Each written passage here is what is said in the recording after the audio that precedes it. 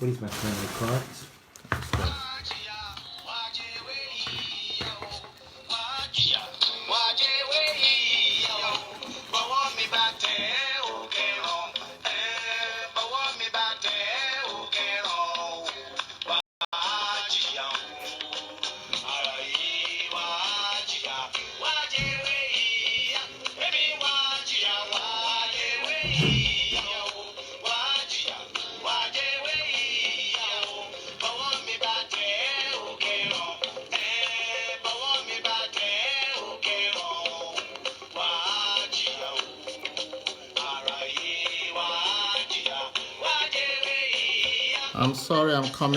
I'm sorry I'm coming late.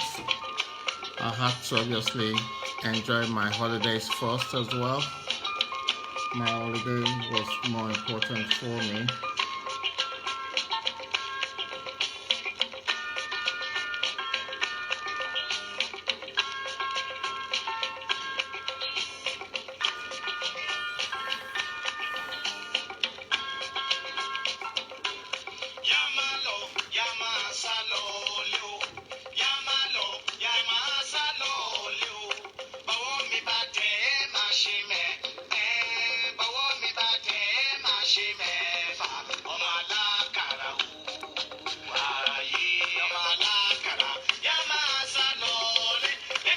Let me invite Esabingo.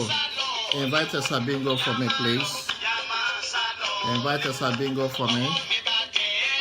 Anyway, mo sure ko mama play ni be kan fún anyway.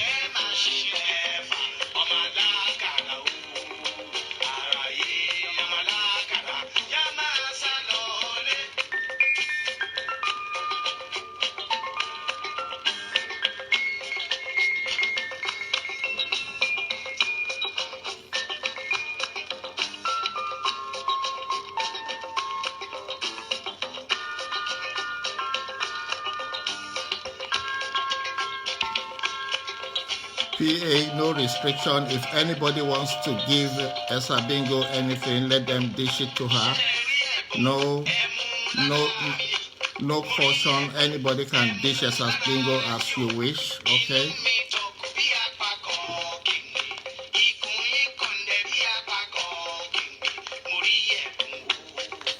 Àgbàlagbà tó bá ń ṣe lágbàlágbà wọ́n ní láti máa treat fọ́kọ̀ pẹ̀ ni.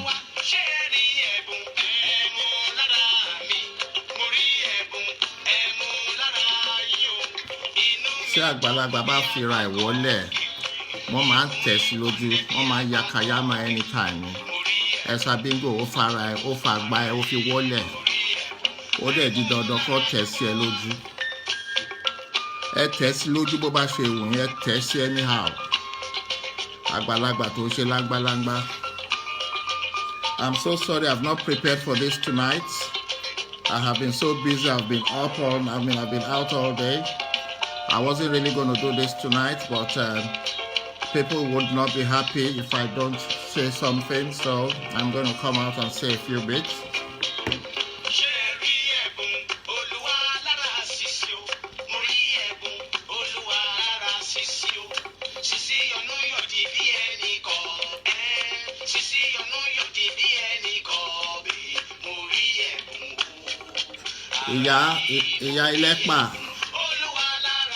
Ìyá ẹlẹ́pà tó gẹ̀ tí ó ti gẹ̀ẹ́tì igbó tó máa mu sùn lálẹ́ yìí. Igbó tó máa mu pẹ̀lú stout ẹ, gẹ̀ẹ́tì igbó àti stout ẹ rẹ́dì. Ìyá ẹlẹ́pà tó gẹ̀. Ẹ tẹ̀ sí lójú bó bá ṣe wọ̀nyí. Ẹ tẹ̀ sí yakayama ẹ̀.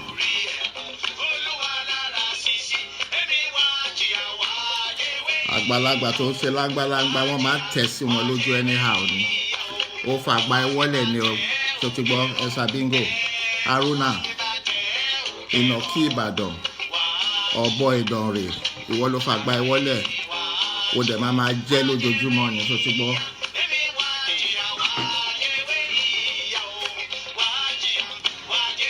Mi ò rí kóbìnrin dàgbà bíi tiẹ̀ at the age of 57. At the age of 57 kó dàgbà kó má lọ́gbọ́n lórí. Ó dẹ̀ ní family. Tí àwọn èèyàn tó súnmọ́ ẹ ò bá lè sọ fún ẹ, àwọn family tó súnmọ́ ẹ ń bo lọ́wọ́ àti wọ́n lè sọ fún ẹ. Tó dàgbà tó dàgbà tó fẹ́ yín họra. Please share. She needs to receive this tonight. I have not prepared for this, but I'm going to go as the Spirit flows. Okay? I'm going to go as the Spirit flows. All right? I'm going to flow as the Spirit leads me. Okay? Esabingo, Haruna, you brought this upon yourself. Okay? I am the last person that would insult people who are older than me. But because you went too far, I gave you a very, very long rope. You went too far. And because of that, you are going to be suffering the consequences. All right? You will suffer the consequences. Okay? I will continue to say it. You are the most evil human being I have met in the course of my entire life. Entire time on earth. You are the most evil person I have met, to be honest. Very devilish, very dangerous. Very devilish, very dangerous. You should be tried for attempted murder, Esabingo. Sorry pé mi ò pariwo, sorry pé mo rọra ń sọ̀rọ̀ ni. Ṣé orí bóyá ṣe ń pariwo tó ń bẹ́ lẹ́ni lórí show, tó ń bẹ́ tó ń pariwo bí ọ̀bọ ìdànrè. Sorry pé mi ò pariwo, mo rọra sọ̀rọ̀ ni. Onírọ́ burúkú, irọ́ labí.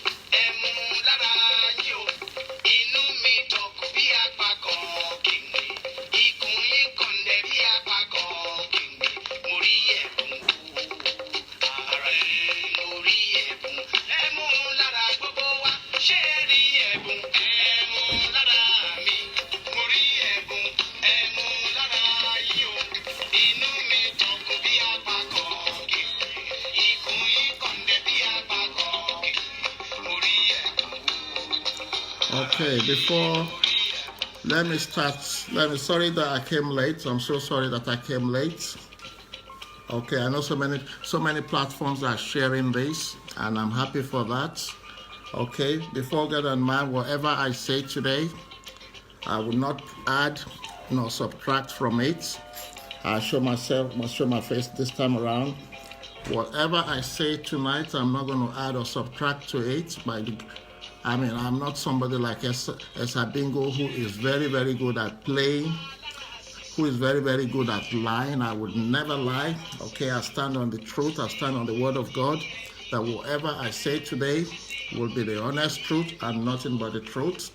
Tonight's show is going to be on integrity, of that devil called Esabingo. Okay, people need to know the sort of evil person you are, the sort of liar you are, and I am going to be exposing that tonight. Okay, I'm going to try to call in my first guest into this show. Hopefully she is going to pick up, because I am going to be treating the show Esabingo did yesterday night. I am going to be treating her show so that people can know the sort of liar she is. Okay, before I start bringing in anybody, I'm sure many of you are aware of the fact that she spoke about a document which I actually said to her. This was a document. Okay, as I said, me and ESABOD, we had a very good rapport. We had a very, very good rapport. Okay, we exchanged so many things. I was privy to everything she did, and I was happy to obviously share information with her. All right. Yes, I shared information relating to my relating to my ex-partner with her. Okay, I shared it with her, and I made her to understand that I even put a complaint to the police for the way I was dealt with when I was accused of domestic abuse, which never happened. Okay, it was a domestic abuse issue that I was accused of, in which the police came in and arrested me, as most cases would be, and I did put in a complaint about it. And many of you would have seen that document she showed, in which she even said I had my sperm sent to her. That is how terrible a liar she can be. If any of you can go and zoom in into that particular document in question, you will see that what she calls a sperm was actually a pen drive.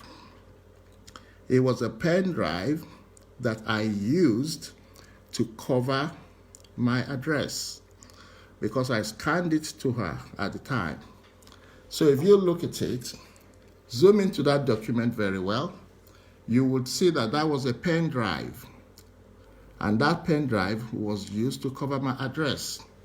So this idiot is coming online and saying that I sent her a sperm and a sperm sample.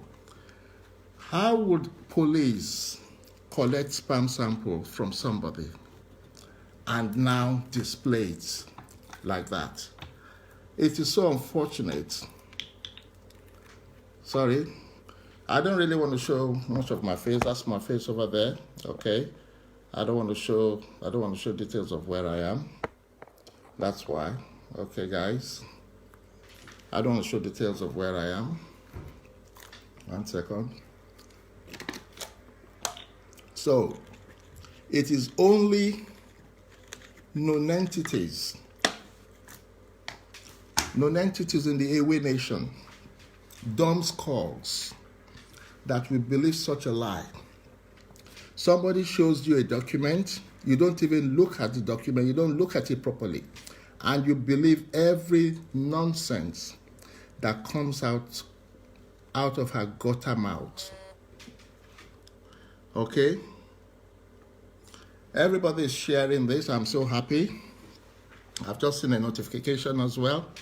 People should share it very, very well, because we all need to know the sort of devil this Esabingo is. Very devilish woman. Everything about you is filled with lies. You look at that document, you claim that sent you a sperm sample. How can a man send you a sperm sample? How is that possible? And those idiots in animal kingdom believe it.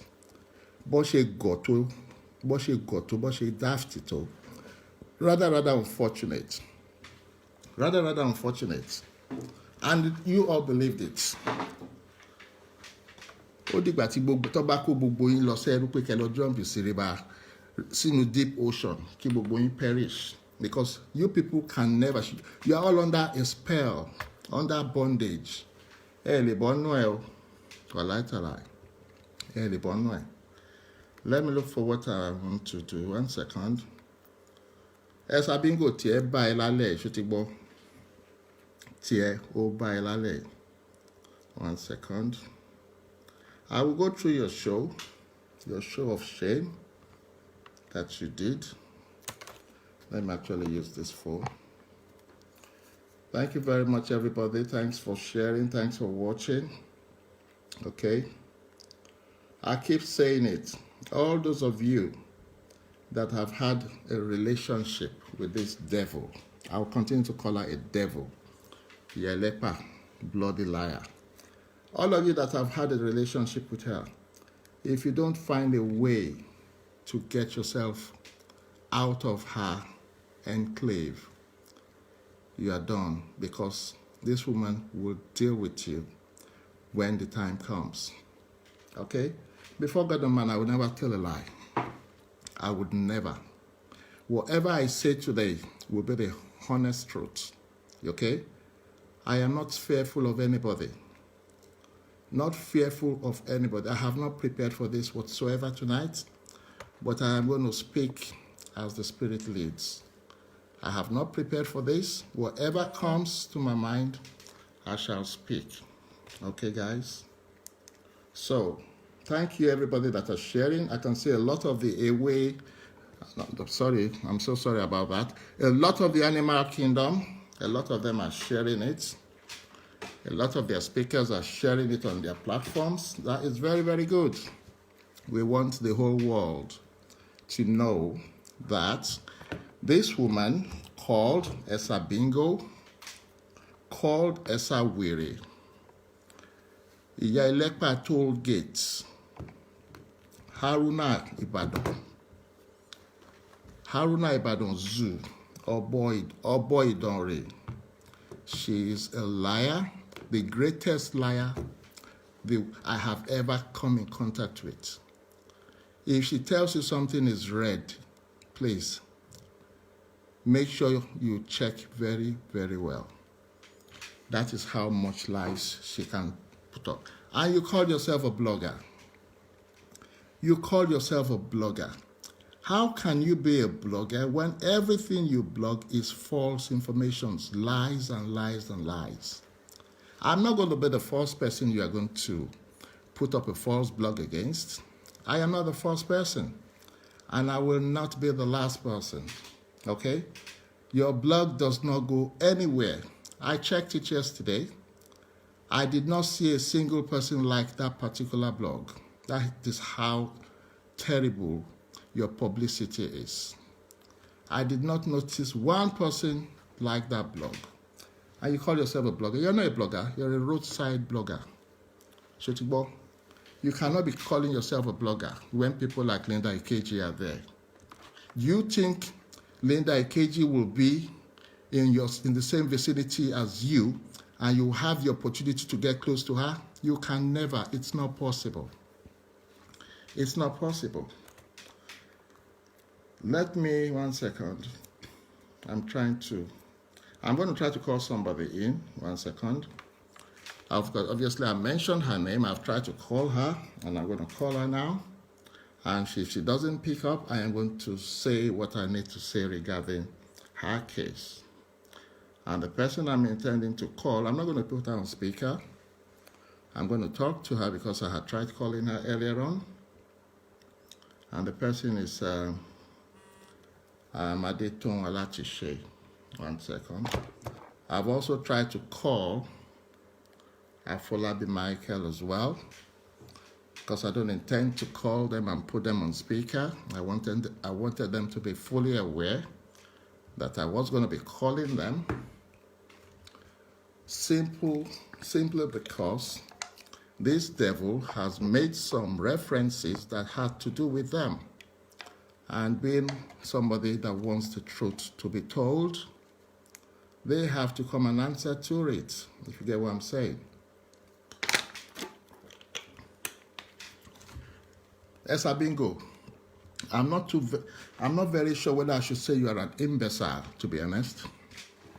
Because if you're not an imbecile, okay, you probably are sick, mentally sick. If you're not an imbecile, then you're probably mentally sick.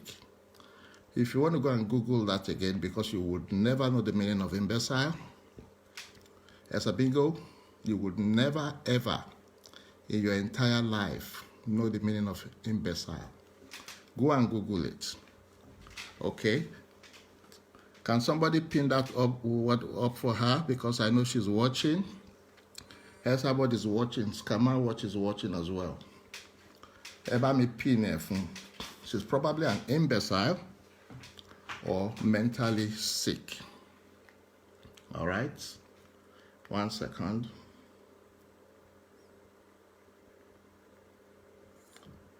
I am a man of integrity. I want the truth to be told at all times. I would not be a party to where lies are being told. Never. I will not be a party to it. Hold on 1 second. Let me try to use this phone. 1 second, please. Let me try to use this phone. I am coming. I am coming. Sorry, Esabingo, sorry pé mi ò pariwo. Orí pé mo rọra ń sọ̀rọ̀.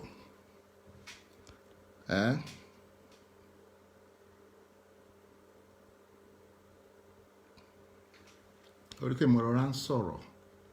I have not seen your show today. I don't know what you've said, but we can be 100% certain that Irolabade, Irolabi, definitely Irolubade.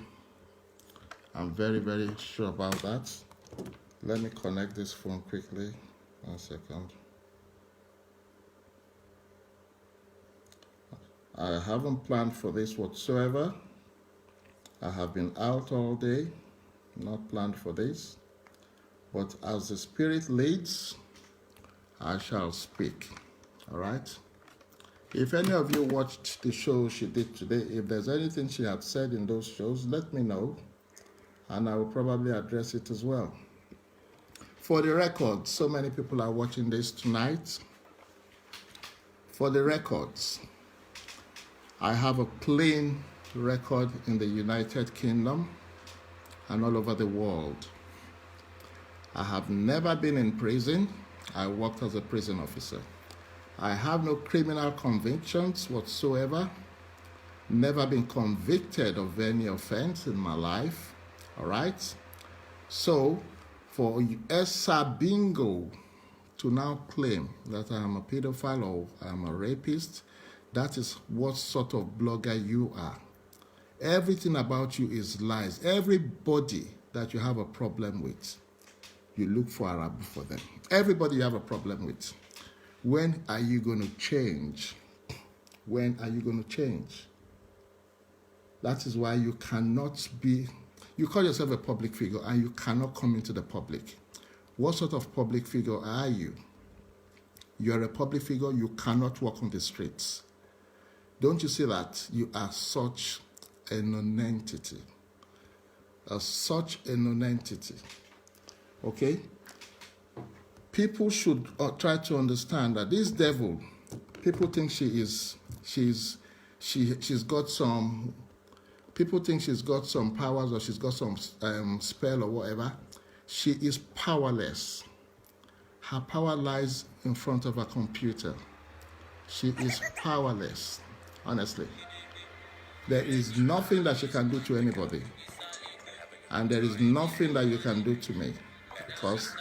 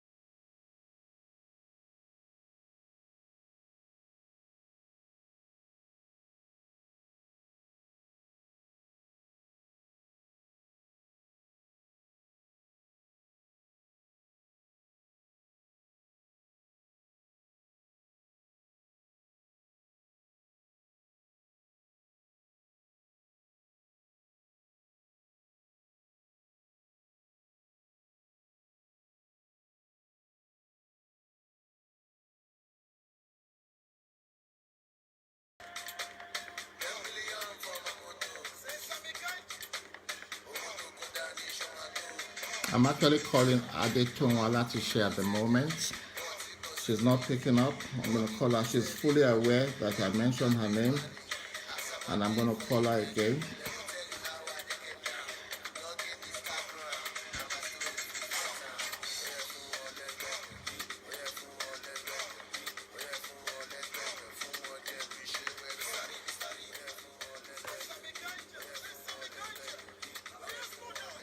Okay.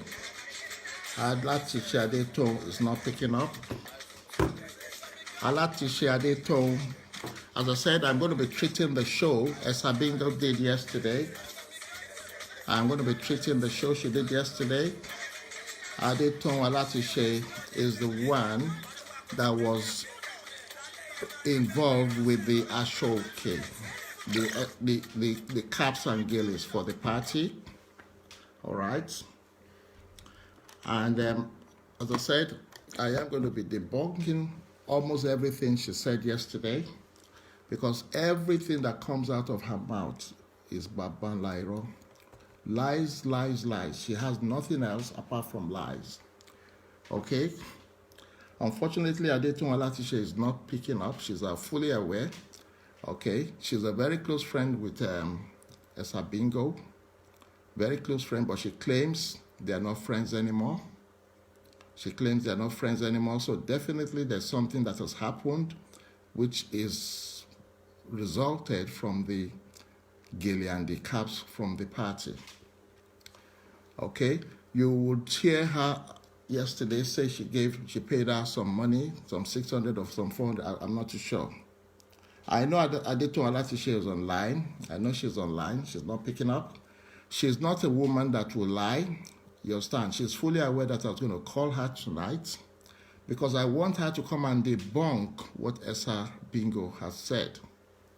I want her to come online to debunk what Esabingo has said and to come and explain why the gilly and the caps came into my possession.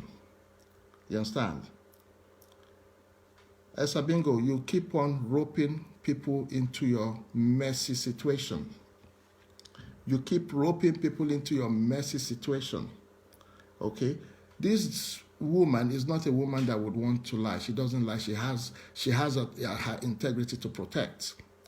But because you want to destroy me and you expect me to keep quiet, of course I would not keep quiet. If it means me mentioning her name, which I have mentioned her name, I will mention her name because people need to know the sort of human being you are.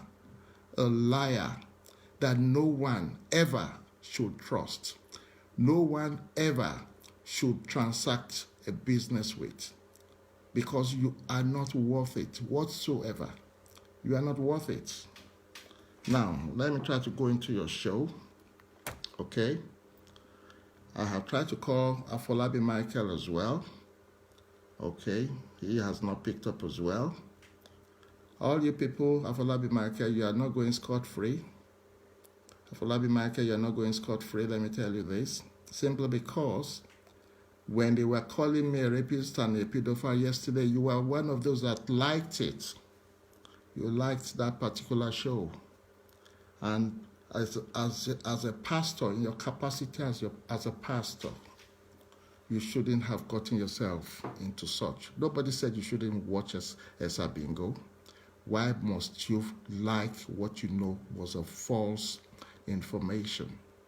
Why must you do that? Why must you do that? And you know you have skeletons in your cupboard.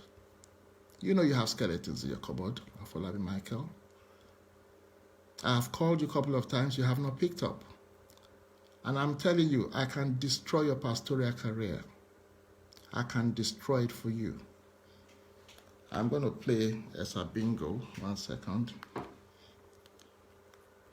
Feel free to dish anything you want to dish to the idiot. I'm not dealing with anybody. I'm not interested in all the terrorists that she's gathered together. I'm only interested in Esabingo. Okay? I'm only interested in Esabingo. Okay, this is what I need. 1 second. So I'll be with you in a minute. 1 second. 1 second. My PA, I can see your message. PA, I can see your message. I know.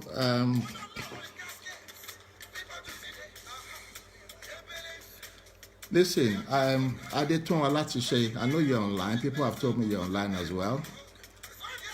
Why are you scared of somebody who is your age mate? Why are you scared of somebody who is your age mate? Why can you not come out and tell the truth? She has been lying and lying and lying all along, and I have been keeping quiet. Why can you not come out and tell the truth? Adetun Alatisha, I'm talking to you. I've called you, you have not picked up. All right? Because you cannot be associating yourself with this devil. You cannot be associating yourself with this devil. It's not possible. 1 second.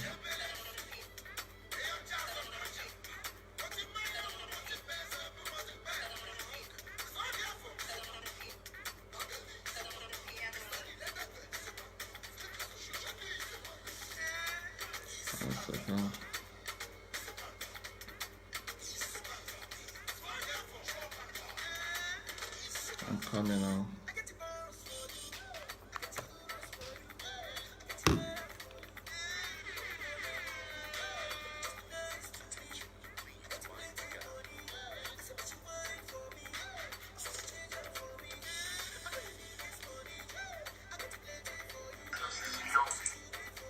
I'm going to try to play.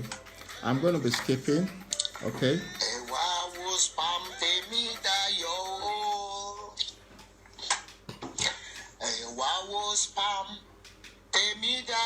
You can see how the devil started her show yesterday.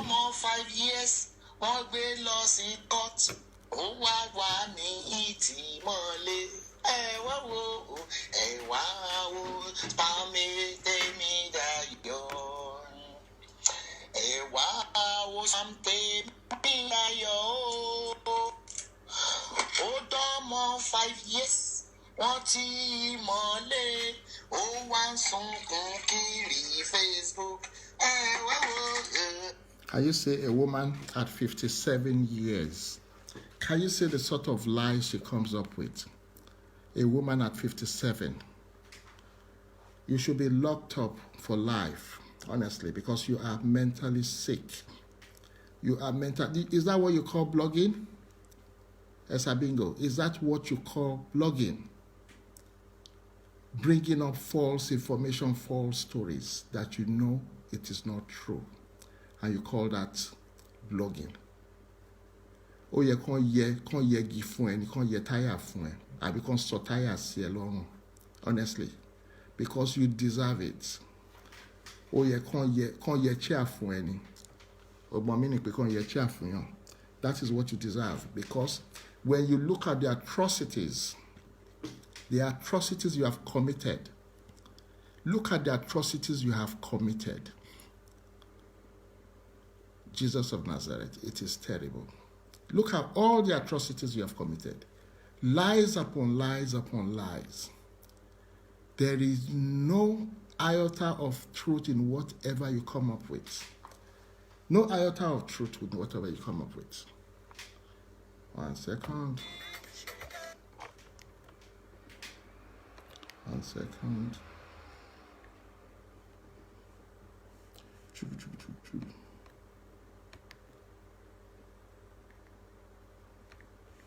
As I said, I wasn't prepared for this.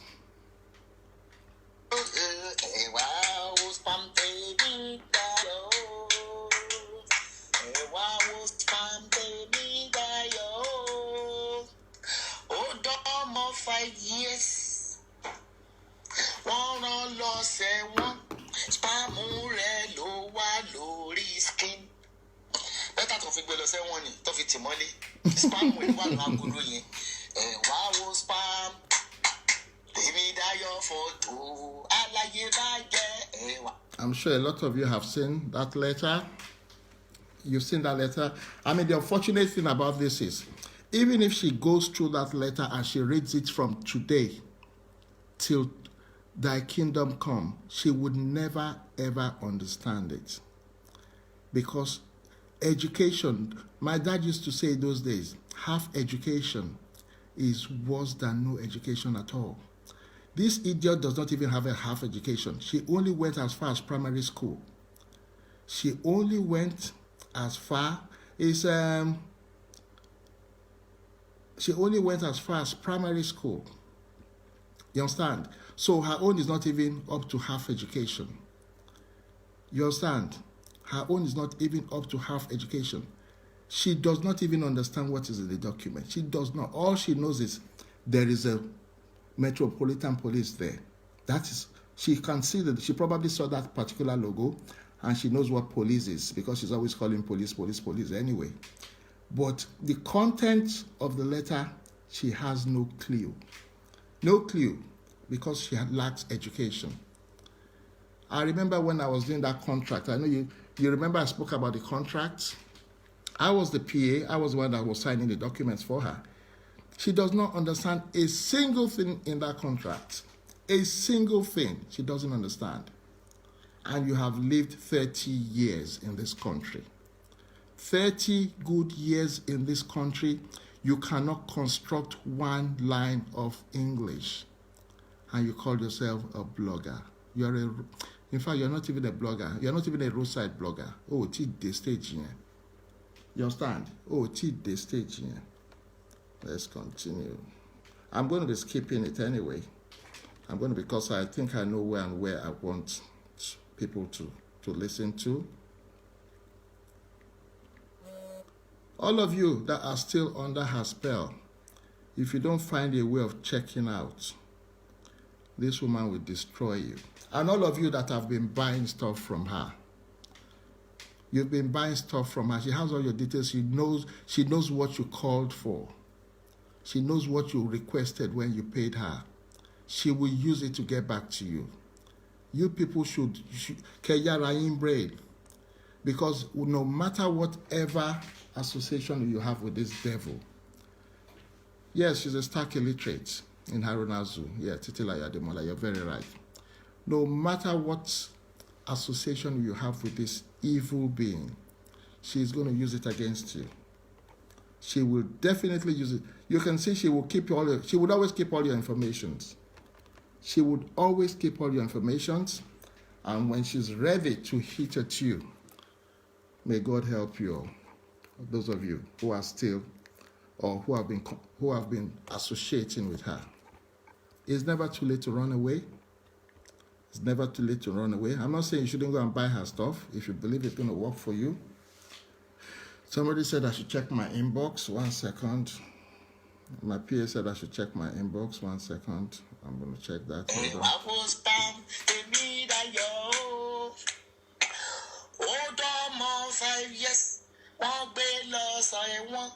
Evidence no one new photo.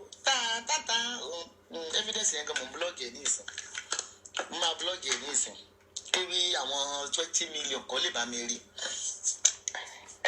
For your information, dickhead, Esabingo, you don't have 20 million crowd on your blog. You don't have that. You understand? You don't be deceiving yourself.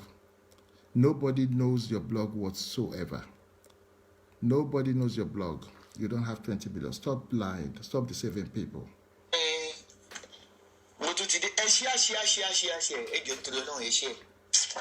When he said, Temidayo, you don't have a good reputation.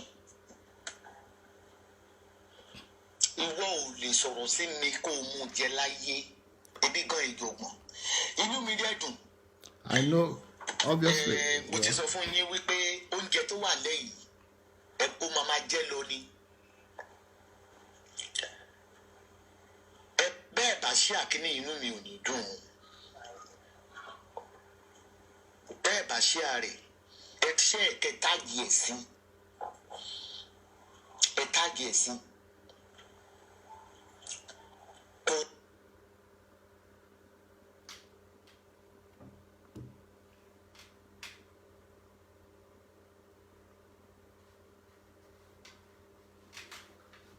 I'm going to fast forward this now.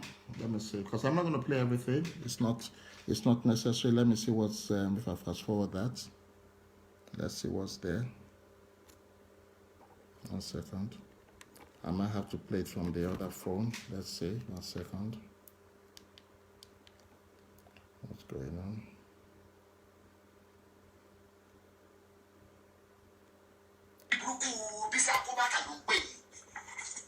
Number UK visa Akubata. Akubata I'm not picking your call. If I say no class the year open me.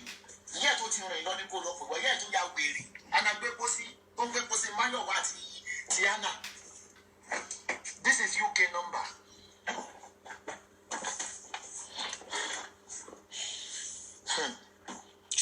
Story to my long journey. Torí gbogbo nǹkan ni mo hate láyé mo sì lè gba olè àti bàbá àjọ mo máa kánsẹ́lì kò dẹ̀ ní jalè mọ́.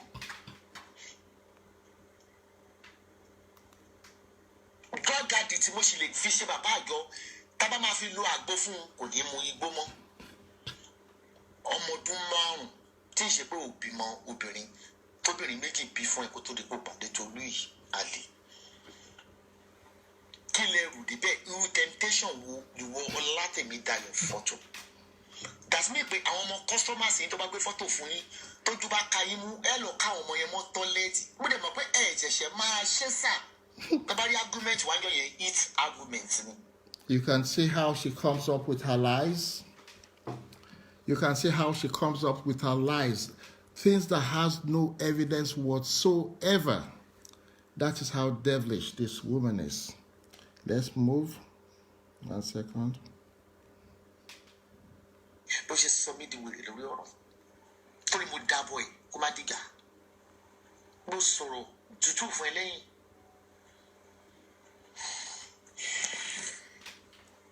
Mi wá sórí láìní kí n sọ pé kí n má gèrè ọmọ tí n bá parọ́ mi mo fi àwọn ọmọ mi ṣépè wákàtí àtọ̀wẹ̀ èmi mo dábọ̀ ọ̀rọ̀ fún ẹ bí bá tiẹ̀ ní ṣe mọ́ kí abágbọ̀rọ̀ wà dé mídíà. Bó ṣe pè mí nìyẹn ebi ti dá gbogbo ẹ̀rú bó àwọn tó ra fìlà tó fẹ́ tìtorí ń wá wọn náà fẹ́ gbowó fìlà àwọn fẹ́ gbowó èmi kọ́ ni mò ń ta fìlà gèlè mi ò gba sísì nínú owó fìlà àti gèlè ṣú mi sì kí ni mo gbé fún pé kó jèrè gbogbo ẹ̀ ṣú mi sì. Esabod, you're a liar. You have a cut. You have a cut in the gele and the filler. You are a liar. Okay? We know how it all worked out. You are a big liar. You had a cut. Unfortunately, the whole thing did not go well because people did not buy it. You had a cut in it. So stop lying. You're a big liar.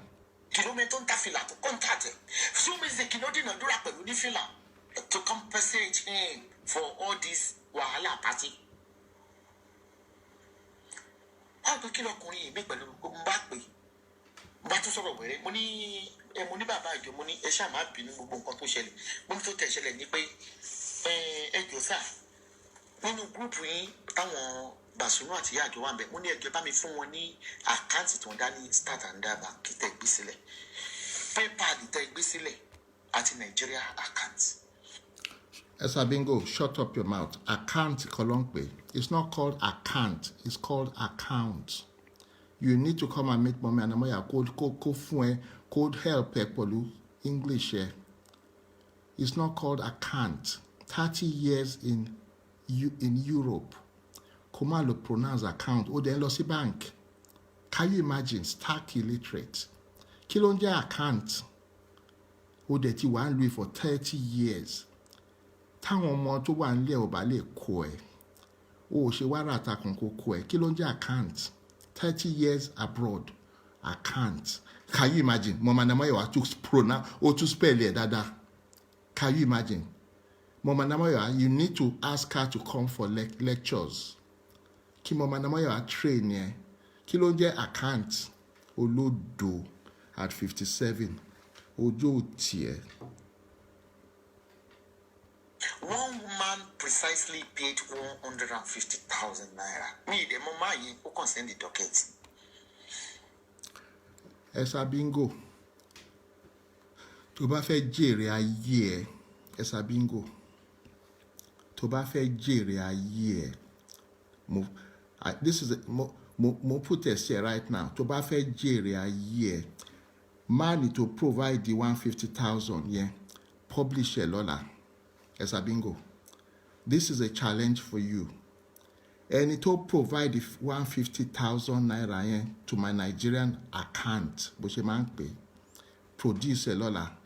Okay? Mo mọ̀ pé ó ń gbọ́ mi o.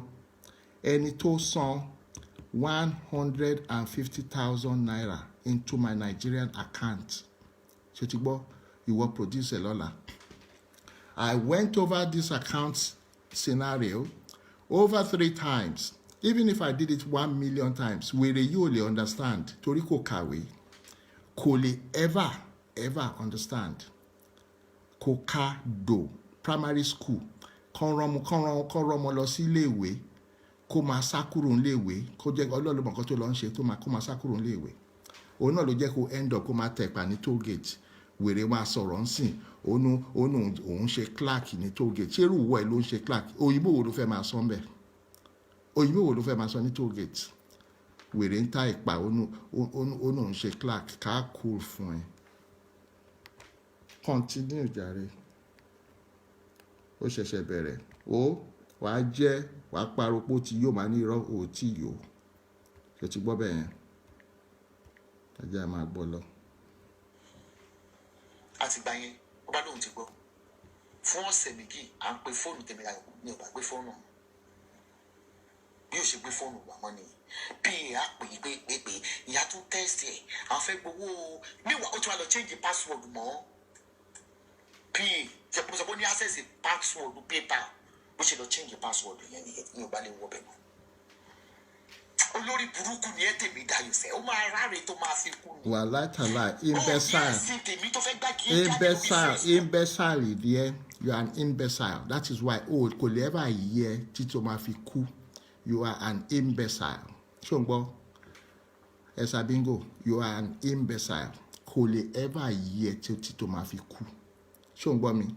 You are an imbecile. Lọ wá meaning imbecile. Ṣé o ti gbọ́? Kò lè ever yẹ. Ṣé o ti gbọ́? Ìwọ ṣáà máa scam àwọn èèyàn pẹ̀lú àwọn ewé tó ń pín káàkiri. I am not a rapist. I'm not a pedophile. And I'm not a thief. Ọlọ́pàá arrest mi rí. Mi ò sún police station rí. Lọ́tọ̀ ti bí mi. Mi ì ní ẹjọ́ pẹ̀lú ìjọba rí. Mi ì dé kóòtù rí. Má dé kóòtù mo gbé ẹ̀sìn mi lọ kóòtù ni. Àṣẹ plan work mi. Kí n tó skip ẹ̀ mọ̀ pé gbogbo ẹ̀yẹ èèyàn bá mi fi ọkàn bá kíní yìí lọ. Tó àwọn ọmọ ayé ni irọ́ kò dẹ̀ kàn mí. Ọ̀tá làwọn yẹn. Bọ̀dẹ̀ yìí dẹ́ ní làákàyè táìmù tó ṣẹlẹ̀ láàrin mi àti Tèmídayọ̀. Mo ẹ rántí pé mo fi àwọn ọmọ mi búra ní ìsìn. Kò sí tó ṣe. Ẹ gbọ́, ó ń sọ pé àwọn ẹnìkan ní làákàyè. Ṣé àwọn bailiff tó kójọ sí Animal Kingdom ló ní ìlàkàyè? I think you're delusional. Ṣé o mọ̀ pé gbogbo àwọn tó kójọ yẹn ò ní brain ṣá? Kò tí ì yẹ pé wọn ò ní brain. Ìwọ olórí wọn Haruna wọn, ìwọ gan, you are mentally derailed. Mentally derailed ló tún jẹ́ imbecile. So báwo ni imbecile ṣe fẹ́ máa lead àwọn tó ní brains? How is that possible? Esabingo, you are mentally derailed, you are an imbecile. Báwo ló ṣe fẹ́ máa lead àwọn ẹni tó ní brain at all tó jẹ́ kí bailiff lọ kójọ? Ìwọ gan fẹ́nu ẹ sọ, a dẹ̀ máa gbọ́ pé bailiff ló wà ní brain wọn. Ẹ jẹ́ a máa gbọ́ lọ. Láyé tí mo lè fi àwọn ọmọ mi búra pé mo dábọ̀ ìjà yìí, mo cover ìjà yìí. Àṣẹ plan work ni. Àṣẹ Tèmídayọ̀ àtàwọn haters tó kó lọ́dọ̀ wa ẹni gbé mi òkúdí mi tó gbé mi lówó London àti ìtẹ́ Samson Robo Friday. Can you imagine? Why can you not let go of Helen àti Samson Robo? What have they got to do with this? Why must you keep on roping people? Why must you keep on roping people?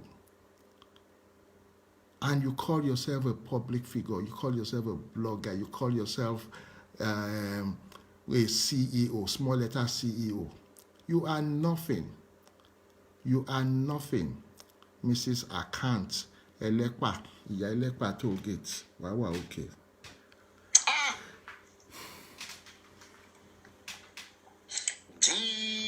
Jehovah Jesu Christi, my Kamimo.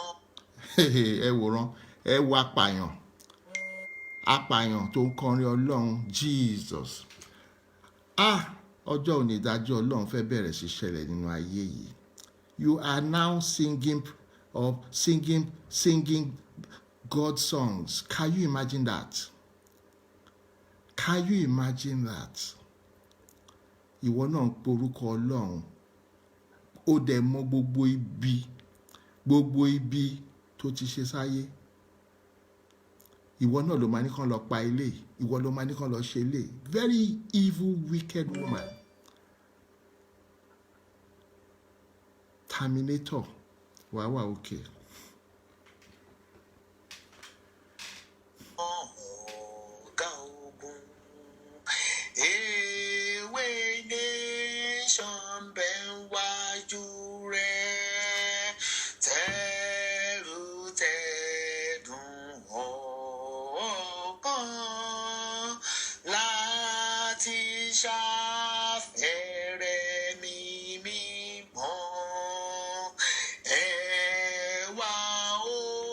Let me fast forward it a little bit.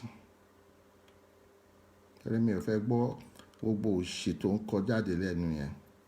Ó yẹ káwọn áńgẹ́lì Ọlọ́run fọ́ etí ẹ̀ ní bó ṣe ń kọrin yẹn ni. Ó yẹ kán fọ́ etí ẹ̀. Báwo ọmọ wo nìyàwó olórogún yìí ná?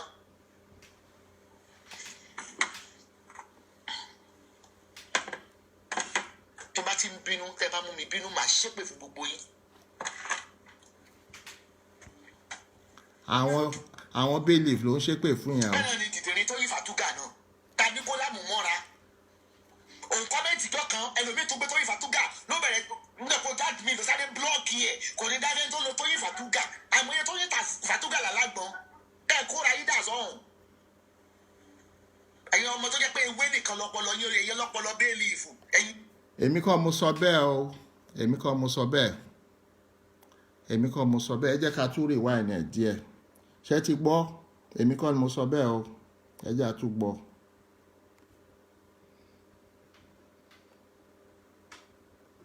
Ṣé wọn náà tó fẹ́ dá wà lálẹ́ pé wọn náà jọmọ ọlọ́pẹ́ dídìrín ní yín ni? Ṣé ti gbọ́ bẹ́ẹ̀ yẹn? Òkùnkùn ní yín ni. A sì bá wọn kan wí wọn náà tó fẹ́ bẹ̀rẹ̀ ìjà. Ìwọ náà ọmọ ọlọ́pẹ́ ló ń jẹ́.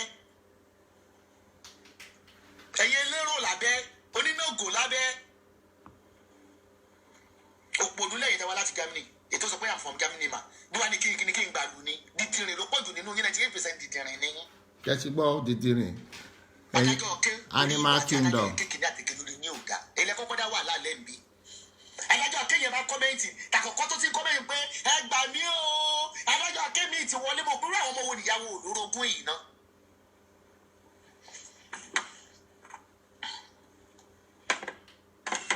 Tó bá ti ń bínú, tẹ́ bá mú mi bínú, màá ṣépè fún gbogbo yín.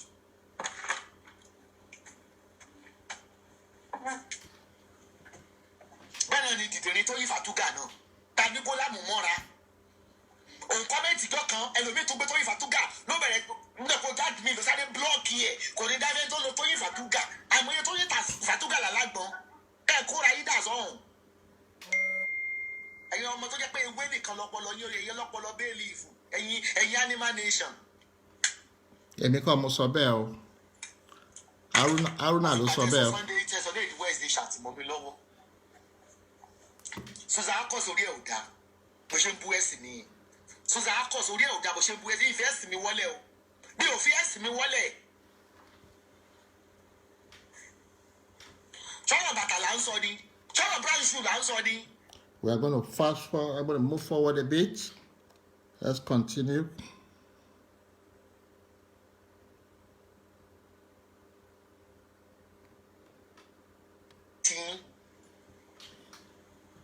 Ẹ bá rí fọ́tò yìí wá rò pé àwọn èèyàn gidi ni wọ́n rí wọn ní mọ̀ pé ẹ̀yin àkùdá àyà. Àwọn Animal Kingdom nìyẹn o. Gbọ́dọ̀ àgbàkùbà ìyá ní ń jí ọ́ ìyá rẹ̀ ó ṣọ́ọ̀pù kìí sí. ẹ ṣe jàre madam Modúpẹ́ yeye ẹni ọlọ́pàá ìwò lèbú ìyèwé yeye ẹni ẹ̀rí rádaràdá tó ń ṣe ni àwọn ọmọ àbí ìpàdé àsọ̀rọ̀ tó dùn mo sọ yìí ọ̀rọ̀ tó dùn mí wọ́n ṣe àwọn èrè kan jà wọ́n lèmi lọ́mọ ọlọ́pẹ́ o wọ́n tún ti lọ ọmọ ọlọ́pẹ́ o ọmọ ọlọ́pẹ́ ló dá wàhálà lẹ́ lórí fórómù náà ilé ẹ̀yin ọmọ ọlọ́pẹ́ ni ẹ̀ẹ́dẹ̀ lọ sí ṣọ́ọ̀ṣì yín kẹ̀ lọ ṣọpẹ́ àbí kí ni kúrí ọpẹ́ tẹ̀ ń pera yín gan ẹ fún mi lówó rí ni ṣé ẹ ṣọpẹ́ rí ni àbọ̀ ọmọ ọlọ́pẹ́ wèrè wọn gan lẹ̀ tí ẹ jẹ́ Animal Kingdom ò lè fún ẹ lówó láyé àfi òbí ẹ yẹ àwọn ọmọ ọlọ́pẹ́ méjèèjì ni. àwọn tálákà máa ní à. Mami, please use cigarettes to cool down. Bí ma light ọmọ alálùbárí kí wọ́n bá mi light yẹ. irọ́ cigarette kọ́ ló yẹ kó mu igbó ló yẹ kó mu igbó ló yẹ kó mu. ìyá ń jẹ ìyàwó adé abọ́dẹ̀rìn. ẹ máa gbọ́ jàre ẹ̀yin èèyàn gidi tẹ́ fẹ́ gbọ́. Dorcas Adéyínká stop upsetting mommy ẹ̀yin àjẹ́ ó ṣe jàre dọ́dọ̀ the best blogger of the year 2018 Oshegari. Roadside blogger. Oshede Odo. The one who won't figure continue. Mama mini. But tread softly. Tread softly. Leave it up by day. Tread softly. And once you Cocoa House. Say tread softly.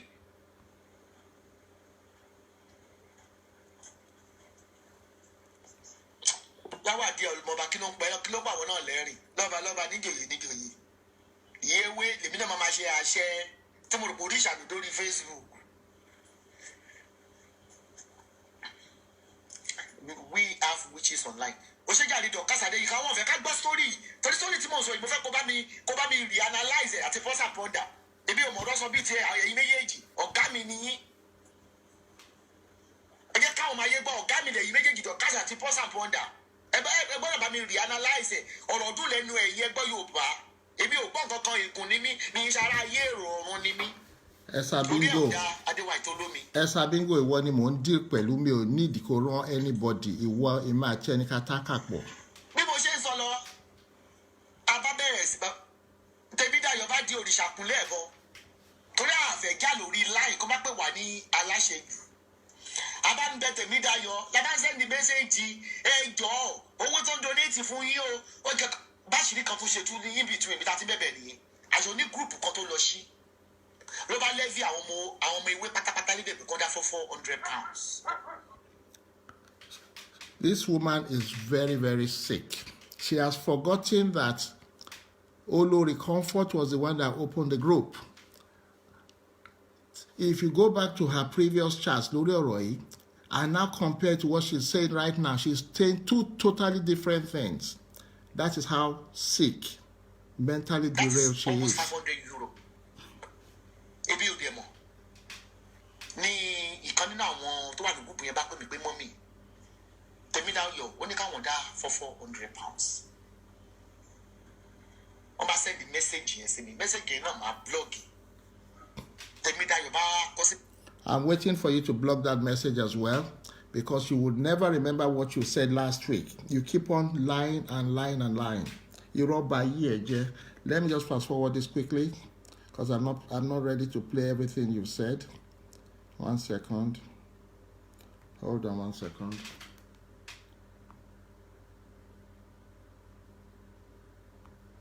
Pastor Folabi, I'm coming to you. I was going to drop your case. Somebody said I mustn't drop your case at all. Okay. Somebody said I mustn't drop your case. So I'm still coming to Pastor Folabi. Tó yẹ ká ṣe amicably bó ṣe dá aṣòfẹ́ líìkì gbogbo àwọn tó ń dáwó fún mi. Àwọn tó ń fi láwọn fún ní káṣí ń bá ti ń kọ́. Wọ́n tó bá lọ ya fọ́tò ń bì kan. Ṣẹ̀kùn wọ́n ti mọ̀ tún ewé popular wọn náà máa ká bàbá ewé bàbá àjọ wọn ló máa sọ pé ẹ gbọ́dọ̀ fi kíní lẹ̀ o owó bàdé aláṣàbí o oní £100 kó fún ní patí Tèmídayọ̀ fi jíṣẹ́ oní 120 Tèmídayọ̀ máa fi jíṣẹ́ ó wá ń travel bá ló ń lọ Canada mọ́ kókó àjẹtán tó bá ìjà lọ́wọ́ ló bá bẹ̀rẹ̀ sí ní ká owó yín lòun náà yìí o òun ti fowó mú gúnjà òun sọ Tèmídayọ̀ Tèmídayọ̀ máa release owó fún wa lónìí ju €800 lọ. Did you hear that? Tèmídayọ̀ kò release ju €800 lọ. ESABOD ó ń pa irọ́. Everybody, you saw it when I did the show. You knew how much I released. You saw how much I released from the Nigerian account, how much I released from the PayPal account, and how much I released from the Barclays Bank account. This non-entity imbecile is now saying Tèmídayọ̀ will release ju £800 law. Can you imagine? Can you see how she talks? No iota of truth in whatever she says. Ẹnu ẹ̀ bí basket, bí pé kàn da omi sí ni, omi ẹ̀ máa ṣàn dànù. Bàbá ńlá irọ́ la bí.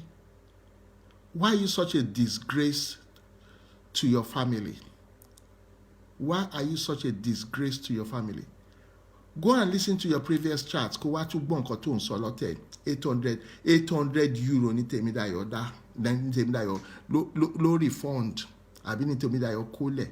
Ó yẹ kójú máa tiẹ̀.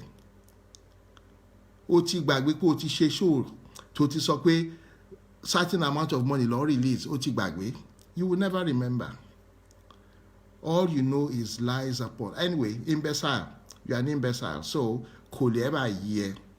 Tó bá pé 2 lẹ́ni, wàá pé 10 lọ́la. It's not your fault because you are sick. You are mentally derailed. You are mentally sick. So, wèrè, èèyàn ò lè máa really bú wèrè. To be honest, ẹni tí a bá mọ̀ pé wèrè ni, I need láti really bú. Ṣé you understand? Àkàn máa ṣàánú ẹni pé okay ó ti ya wèrè ni. Ọjọ́ tá bá rí mú ká jù padà sí Ìbàdàn. Kàn jù padà sínú zoo. Kó lọ bá àwọn animal kingdom tó wà nínú bẹ̀. Nǹkan tá máa ṣe fún ni. Ọjọ́ tá bá ti rí mú. Ẹ jọ̀ọ́, ọjọ́ tẹ́ bá ti rí mú, ẹ má nà o. Ẹ má fún ní ìdájọ́ ọwọ́ o. Ẹ jọ̀ọ́ nítorí Ọlọ́run, ẹ má fún ní ìdájọ́ ọwọ́. Ẹ ṣáà rọra capture ẹ̀. Ẹ mọ̀ pé animal ni. Ẹ rọra capture ẹ̀. Tẹ́ bá ti capture ẹ̀ báyìí. Ẹ make sure pé ẹ pọ̀ tẹ́ capture ẹ̀ o. Ẹ má jẹ́ kí ó gé yín jẹ o. Ó máa ń géyàn jẹ ni o. Àwọn tó gé jẹ gbogbo ẹ̀ láti gbọ́ o. Ẹ má jẹ́ kí wèrè gé yín jẹ o. Tẹ́ bá jẹ́ kí wèrè gé yín jẹ tí yín bá yín o. Oró burúkú ló wà lẹ́yìn yẹn o. Oró burúkú. Ẹ má jẹ́ ó gé yín jẹ o. Èmi sọ tèmi. Ọjọ́ tẹ́ bá ti gba mú báyìí. Kẹ́ make sure pé ẹ ní net bóyá helicopter lẹ́dẹ̀ máa fi ju net yẹn. Tẹ́ máa fi sọ net sí látòkè. Tẹ́ bá ti ju net yẹn sí, torí kò ń jáde, but ẹ máa ṣọ́ ni o. Ẹ gbúdọ̀ ṣọ́ gidigidi. Ẹ gbúdọ̀ ṣọ́. Ọjọ́ tó bá ti jáde báyìí, kẹ́ gbé helicopter, kẹ́ sọ net yẹn, kí net yẹn entangle ẹ̀. Tó bá ti wà entangled, ẹ̀yin ṣàgbé, kẹ́ rọra so. Ẹ package ẹ̀ bí bó ṣe package bọ̀bọ̀ Nigerian politician yẹn. Ẹ sáré gbé lọ sí Nigeria. Ẹ má jẹ́ kí Fáyọ̀ṣe mọ̀ o. Ẹ má jẹ́ kí Àjùmọ̀bí mọ̀ o. Torí tí wọ́n bá mọ̀, wọ́n máa pa straight away ni o. Ẹ sáré gbé lọ sí zoo, Ìbàdàn zoo. Kàn sáré dá padà sínú zoo. Ẹ jọ̀ọ́ nítorí Ọlọ́run. Ẹ jẹ́ kó padà sínú captivity. Ibi tó yẹ kó wà nìyẹn. Ẹ jẹ́ à continue. Ìyá ẹlẹ́pà tó gate wá wà òkè. Wá fẹ́ lá, wá fẹ́ kú. Ṣé o ti gbọ́? Mo wá fi ẹ́ pa lálẹ́ yìí ni o. Mo dẹ̀ wá ṣe judgment whether mo fẹ́ find out whether you're a liar or not. Tí má dẹ̀ ti parí case, mo ń treat case ẹ lọ́wọ́ ni. Tí má ti parí case ẹ, màá wá give judgment. Judgment tí mo máa give fún ẹ ló máa determine nǹkan tó máa ṣẹlẹ̀ sí ẹ. Ṣé you understand? So ẹ jẹ́ ká continue.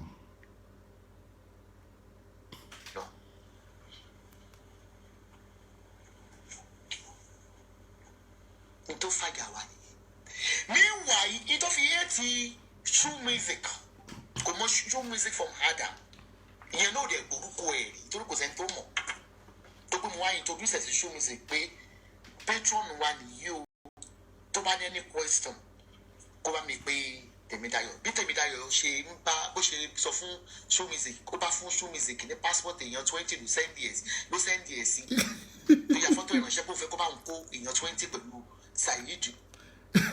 Look at this imbecile. If you recall, this woman has spoken about this before. She never made mention of passports. Shengbo, only because passport in your 20. She has spoken about this before.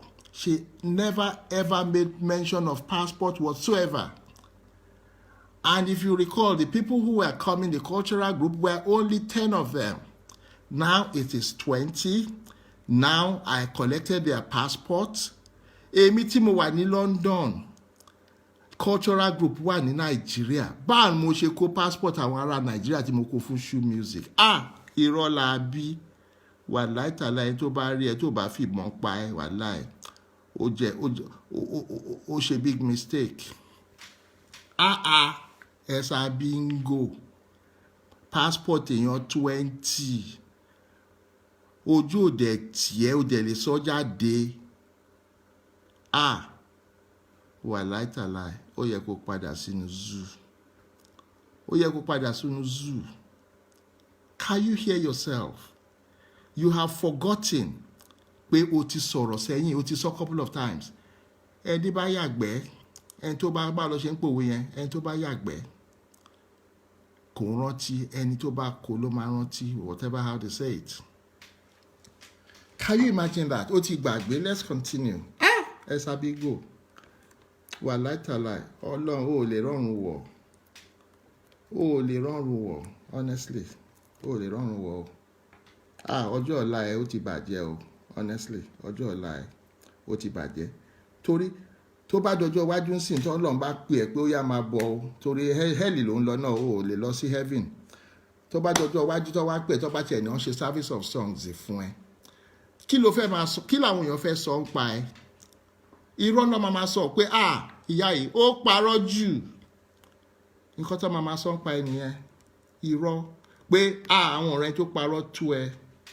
Esabingo. Haruna Ìbàdàn. Èmi tí mo tú ẹ lẹ̀ náà ni. Èmi ni mo jẹ̀bi. Ká ní mo ti mọ̀ kí n ti máa tú ẹ lẹ̀. Èmi tí mo tú ẹ lẹ̀ tí mo jẹ́ kó já kúrò ní captivity. Wàláì tàláì kó ti máa jẹ banana tá à ń fún ẹ jẹ kò bá ti bẹ́tà. Banana tó ń jẹ yẹn kò bá ti pè ẹ́. Saheed Òṣùpá wọlé. Kọ́ṣọ́rà ni wọ́n bọ̀ wá jó. Èmi ò gbọ́ sí pé kọ́ṣọ́rà ń bọ̀.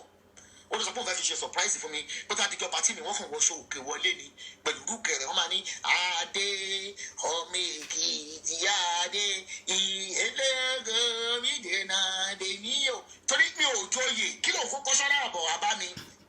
Mi ò lọ sí First Tag Village kí ló ń kó kọ́ṣọ́rà bọ̀ wá bá mi. Anyway, let me fast forward it. I have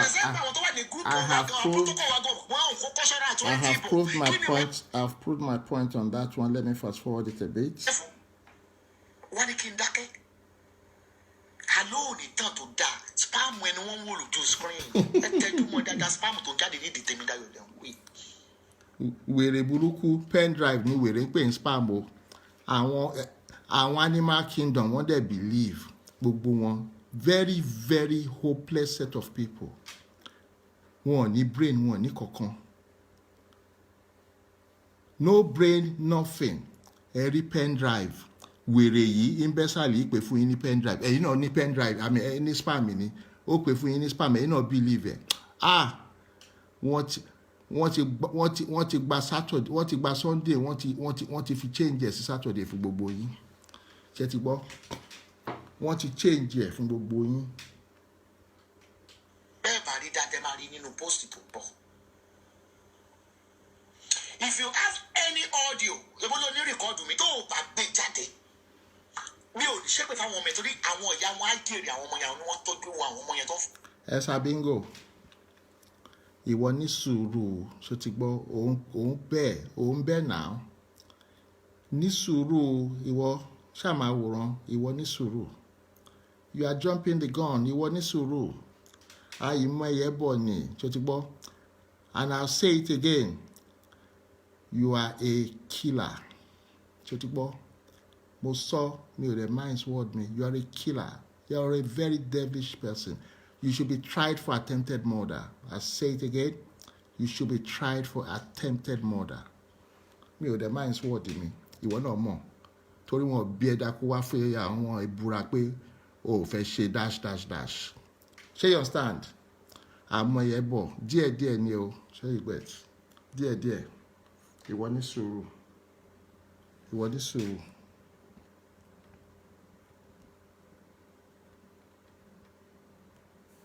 One second. Wo Esabingo. O ní jẹ́ tán wà láìtàláì.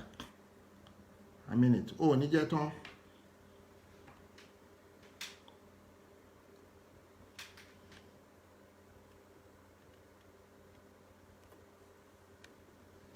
Owó girigiri bó ṣe kánsẹ́lì mi yẹn tẹ̀mí láyọ̀ pé Aláṣàbí ó ní lára ìràwọ̀ ni ó ló máa jẹ́ kó kíkí mi tó kàn sí ni mo ló kíkí mi ti tàn kan already mo ní gbogbo eléyìí mo ní tẹ́lá tó máa fẹ́ sọ Dr. Mrs. musicianist Mrs. blogger Mrs. olóyè yẹn ti fẹ́ pọ̀ jù ó wá. Gbẹ́nu sọ̀n ta ló fi ẹ́ ṣe doctor?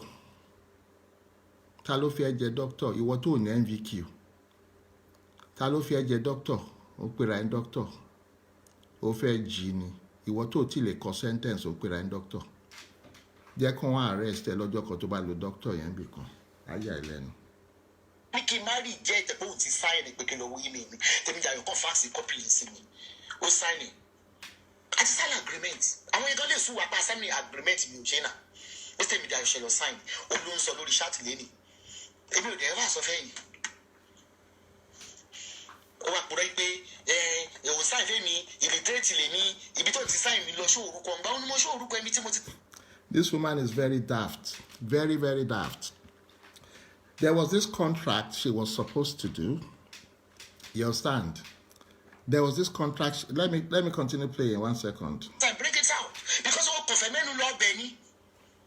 Ó sì yẹ pé gbogbo nǹkan tó yà ṣe ló máa tún síta. Èmi tí mo gbé bèrè gan mi ò tún most of these things síta. Gbogbo nǹkan tí mi rántí gan mi ò rántí. Má jẹ́ kí inú bí ẹ now. Má jẹ́ kí inú bí ẹ now. Bí wọ́n náà ṣe ń parọ́ mọ́ mi jẹ́ kémi sòótọ́ ṣe bí wọ́n ń parọ́ ni èmi á dẹ̀ máa sòótọ́ dẹ̀ ń dùn ẹ́ ṣé ó ń dùn ẹ́ má jẹ́ kó dùn ẹ́ now. I'm only telling the truth. Jẹ́ kémi máa sòótọ́ kí wọ́n máa parọ́.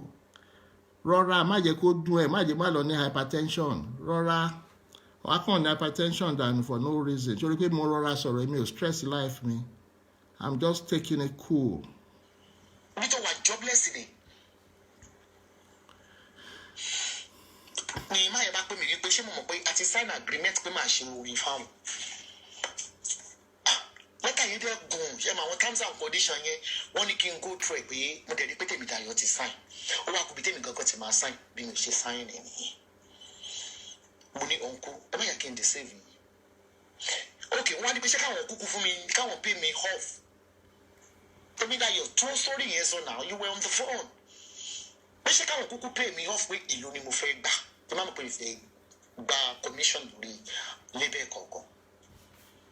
Má sọ fún màá yẹn.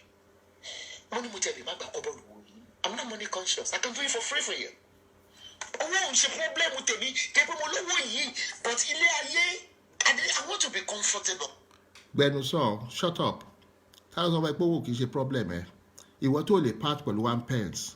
1 pence lásán o lè part pẹ̀lú ẹ̀. Ta ló ṣoore fún láyé yìí rí dárúkọ wọn? Which charity ló máa ń ṣe fún? Àwọn ọmọ ọjọ́ ẹ wo ló ń fún lówó? Àwọn speakers ẹ wo ló ń fún lówó? Tell me. Ìgbà tá à ń fún kinní ní 75k kí ló ṣe? Ó faraya ni pé 75,000 báwo kinní kan you wanted to kill yourself torí pé wọ́n fún yàn 75,000 naira. Why are you so wicked? And you will not do. Ó ní ṣe fún wọn, ó dẹ̀ ní fẹ́ kàn ṣe fún wọn. Kí ló dé? Why? You cannot part with your money. Wàá máa claim pé millionaire ni ẹ́. You cannot part with your money. You remember the time nígbà Christmas tó lọ sí Dubai tó dé tó kó perfume jáde. Gbogbo àwọn ọmọ ọjọ́ mi ló máa ní perfume yìí. Àwọn officials. You never gave anybody a single perfume. You liar. You liar. Yeah, you were proving, you were bragging online. Perfume. You never gave anybody a single perfume. You are such a liar. You don't give anybody anything. You don't give anybody anything. Okay? So stop lying. You cannot part with your money. Super glue, buruku. You don't joke with your money.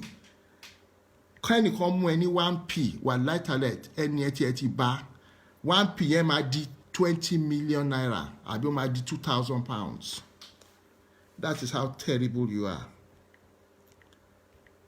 Stark illiterate. If I want to be comfortable, I know for the good deeds. Take me to Baba Washington for you. Look at getting your goes on here. What can't I do it for free? Oh, what? Oh, my Lord, it's not everything about it. Shut up. Shut up. You want to say something for free. You want to say something for free. You want to say something for free. Ká cool fún ẹ bínà. Ọmọ tó rọ̀ lárí tó jàjàrò owó kékeré tó ń bẹ́ bí ọ̀bọ. Ẹbí tèmi láyọ̀ ṣe ń ta bó ṣe sọ fún àyẹn pé ẹ má dà Aláṣàbí lóhùn jàre ẹ kò mọ opportunity yìí ni Aláṣàbí kílẹ̀ sọ yẹ ẹ ṣe orin fún wọn lọ́fẹ̀ẹ́. Ó ní tèmi dáyọ̀ mú gbogbo nǹkan báyìí ò jọ ìmí lójú. Ó ṣe jẹ́ pé tí n bá ní 10,000 pounds nínú àkáǹtì mo rẹ́dì láti fi 2,000 pounds tọrọ mẹ́. Esabingo ká cool fún ẹ. Ilé ayé yìí á máa fi gbogbo nǹkan lè vanity upon vanity, all is vanity. Títí mo sọ fún ẹni tèmi dáyọ̀ ní tèmi dáyọ̀ bá bíìlì wọn. Ọba ní pé àwọn àṣẹ bàbá àjọ àṣẹ veto power wọ́n á fún òun ní $20,000. Ṣé gbọ́ $20,000? Ṣé gbọ́ wèrè? Please, if that was true, ṣé Esabingo ti ní sọ̀rọ̀ jáde látijọ́ ẹ̀? Would she not have said it látijọ́ ìta tí ń jà látijọ́ tó ti pè mí lólè? You remember she has talked about this before. Would she not have mentioned it? Olórí burúkú $20,000 kọ́ wèrè òkúkú mọ̀ yàtọ̀ $20,000 àti 2,000 pounds àti 2,000 naira. Ó mọ̀ yàtọ̀ kọ̀ọ̀kan nú ẹ̀ imbecile burúkú olódo. Báyìí máa ní pé ẹ̀sìkì sàṣẹ́yìn lè fẹ́ kọrin ni. Only because I have the veto power. One thing you don't realize is the man's number, I still have his details, I still have his number, I still have everything. But I don't need to do that. I'm still going to come back to this contract. Let me continue playing. Odiro Buruku, you are such a liar. Kò sẹ́ni tó bá ṣe. That man in question, ó ti sá fún ẹ. Ó wò pé wèrè mà lélẹ́yìí o, wèrè gbà. You just cost that man unnecessary expenses. Ó ti sá fún ẹ. Ó wò pé wèrè burúkú. Pé kí ló tiẹ̀ gbé mi kan wèrè yìí. Veto power is not. Ṣé ilé yìí kò ní fi veto power nà mí dọ́kan yóò gbà mí létí tani is the veto power given to me. Tí n bá gba ẹ létí ó deserve ẹ ṣé o ń gbọ́ tí n bá gba ẹ létí but èmi kọ́ ni mo máa ṣèdájọ́ yẹn fún ẹ ṣó ti gbọ́ àwọn tó ń ṣèdájọ́ yẹn fún ẹ lọ́wọ́lọ́wọ́ wọ́n yìí máa ṣe fún ẹ ìwọ máa wòran o ó ṣẹ̀ṣẹ̀ bẹ̀rẹ̀ ni. Máa yẹn ṣáà bẹ̀ mí tòde sẹ́ pé máa yẹn tó sọ yìí pé ó bá sẹ́ndẹ̀ sí mi email ó ṣe pé òun ti búùkù tíkẹ́ẹ̀tì pọ̀ ń bọ̀ wá sí Dublin on the 15. Òun àyẹ̀ṣẹ̀ mú orin yẹn lọ bá àwọn mákẹ́tà Nàìjíríà. Then kálórì nìkan la fẹ́ ṣe mọ́mì 1 week la máa lò ó because àwọn fẹ́ kí n ṣe fídíò orin yẹn gangan. Mo ní sí màá máa lọ ní ugbó màá máa kọrin lẹ́gbẹ̀ẹ́ mọ́tò pé ẹ wọ aláàrùn o lẹ́gbẹ̀ẹ́ mọ́tò mo ní mi ò ń ṣe olórin.